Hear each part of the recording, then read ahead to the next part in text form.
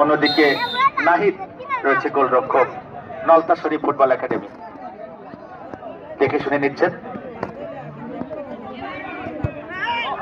চমৎকার কি করলেন এবং বাম প্রান্তে ঝাঁপিয়েছিলেন নাহিদ, কিন্তু পাওয়ারের কাছে কিন্তু নাহিদ হেরে গেল।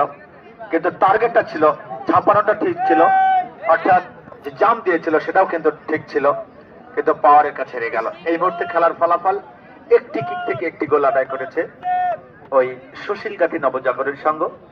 তারা এক, অন্যদিকে নলতাশরী ফুটবল দলের প্রথম কিকটি মারবেন 6 নম্বর জার্সি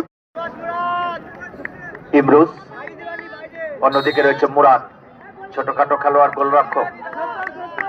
মুরাদ কি করবেন?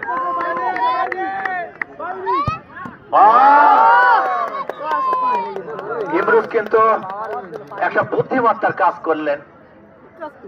মনে করছিলেন তিনি একদিকে তো ঝাঁপাবেন, আমাকে স্টেট মারতে হবে, ফরওয়ার্ড কিক করতে হবে। শেষ পর্যন্ত সাকসেস হয়েছে।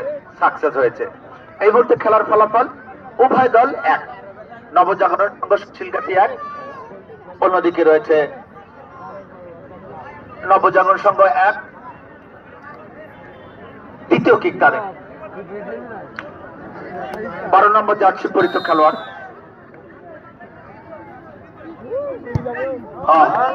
চমৎকার প্লেসমেন্ট ছিল, দুটি কিক থেকে দুটি গোল আদায় করেছে সুশীল গাঁথি নবজাগরণী সংঘ। অন্যদিকে এবার কিকটি করলেন 12 নম্বর জার্সি পরিত খেলোয়াড় রিমন। তাহলে খেলার ফলাফল 2-1।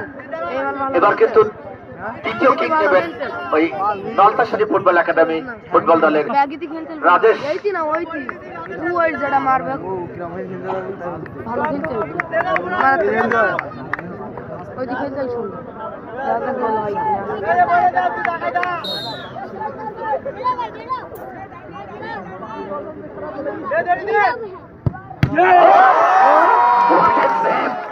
সেই মুরাদের ভাগ্য কিন্তু সুপ্রসন্ন, তার পায়ে লেগে কিন্তু ডিফ্লেকশন হয়ে গেল, অর্থাৎ সুশীল গাঁথি কিন্তু একটি ধাপ কিন্তু এগিয়ে গেল।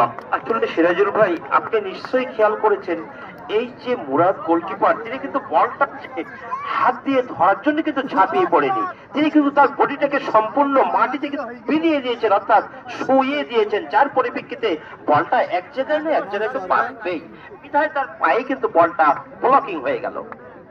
তৃতীয় কিক শামীম।